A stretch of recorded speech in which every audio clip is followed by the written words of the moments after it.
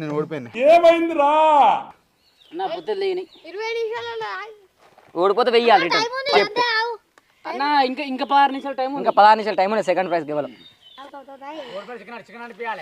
ఓడిపోయిన చిన్న